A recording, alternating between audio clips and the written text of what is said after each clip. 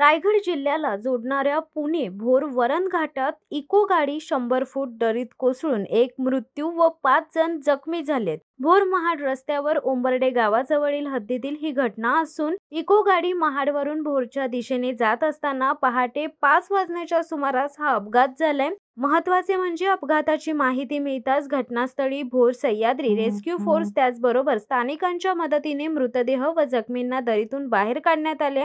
उपचारासाठी पुणे येथे पाठवण्यात आले असून याबाबत अधिक तपास स्थानिक पोलीस करीत आहेत। शिवसत्ता टाइम्ससाठी निलेश लोखंडे, महाड। दे धडक बेधडक वृत्त देणाऱ्या आपल्या शिवसत्ता टाइम्स न्यूज चॅनलला लाल बटन दाबून सबस्क्राईब करा आणि बेल आयकॉनला क्लिक करायला विसरू नका।